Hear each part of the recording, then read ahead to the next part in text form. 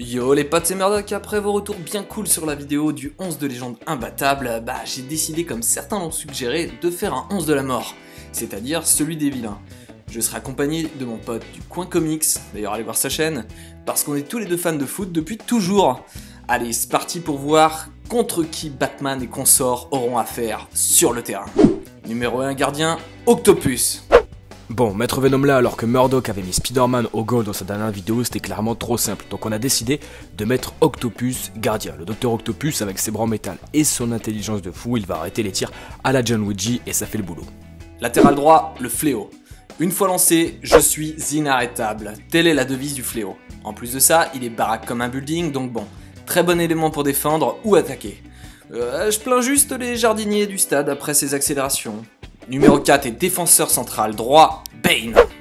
Les défenseurs centraux, généralement, ça casse des bras et des jambes à l'aide de techniques fines comme le tacle à la gorge. Et Bane, c'est un défenseur qui gagne en puissance tout le long du match. Il est solide, il sait aussi tricher au bon moment et il pourra péter à nouveau des colonnes vertébrales sans que l'arbitre le voie. Puis si l'arbitre le voit, il lui pète aussi le dos et on n'en parle plus, le match reprend. Numéro 5 est défenseur central gauche, Darkseid. Habitué à se prendre des assauts à répétition, Darkseid possède les caractéristiques du libéraux serein. La preuve, même quand la moitié de la Justice League le charge, il défend les mains dans le dos. Et si jamais quelqu'un échappe à son marquage, il y a attaque au rayon Oméga et ça te calme net. Bref, Darkseid, c'est le dernier rempart avant le gardien, et ça risque d'en faire chier plus d'un. Numéro 3 est latéral gauche, Nega Flash. Sur la compo des héros, Murdoch avait mis Flash sur l'aile droite. Du coup, on va mettre Nega Flash en défenseur gauche. Comme ça, ils pourront bien voir qui est le plus rapide. Puis ils pourront aussi parler des bons souvenirs d'enfance de Flash. Et Nega pourra même lui demander comment va sa mère. Bref, ça va fuser sur l'aile là.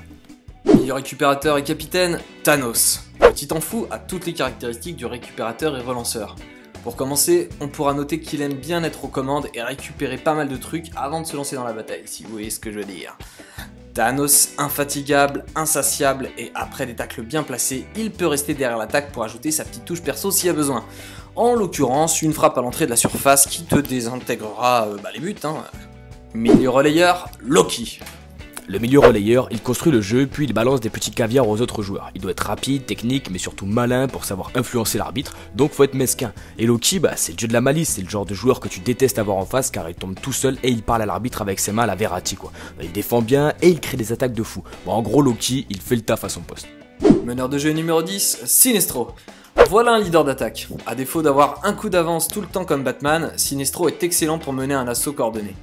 Il est une menace constante. Hal Jordan, que j'avais mis en défense dans l'équipe adverse, le sait bien vu qu'il jouera face à celui qui l'a formé.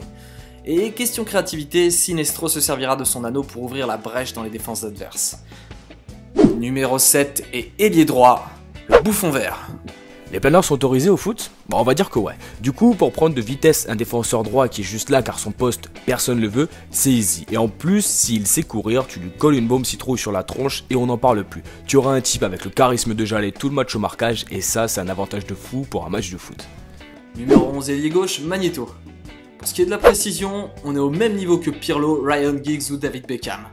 Bon, ok, il rajoutera sûrement un petit morceau de ferraille sur le ballon pour avoir une précision optimale.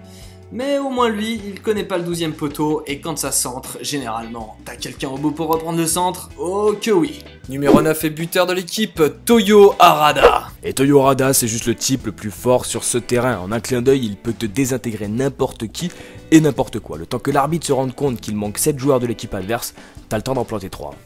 Voilà une bonne équipe de psychopathes ultra badass qui peut se targuer de pouvoir affronter monstres de légende avec les héros. En sélectionneur, j'ai choisi pour eux Ra's al Ghul parce qu'avec lui tu t'entraînes, tu deviens plus fort ou tu crèves. Et pour vous présenter le staff et la direction, on a en médecin du club Dr Zola ainsi que Dr Fatalis. En entraîneur adjoint, j'ai pris Crâne Rouge et président du club, l'éminent Wilson Fisk qui te ferait pas lire un Jean-Michel Aulas en 2 secondes.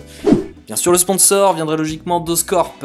Et les gens iraient faire la petite teuf dans le building de Norman et Harry Osborn, bien sûr, en cas de victoire, mais bon. Ah oui, j'avais peut-être oublié le Joker. Le Joker, on va le foutre en tant que chauffeur de supporters. Là, vous imaginez le bordel en stade, ça va être marrant. Allez les gars, c'est la fin de cette vidéo, je vous embrasse. N'oubliez pas de me faxer une pizza et de la bière pour la Coupe du Monde. Et n'oubliez pas surtout d'augmenter votre taux d'alcoolémisme en ce mois de juin, parce que franchement, il y a bien une période pour le faire et c'est maintenant. Oui, c'est tous les 4 ans la Coupe du Monde, n'oubliez pas, je vous fais des bisous, je vous aime, ciao.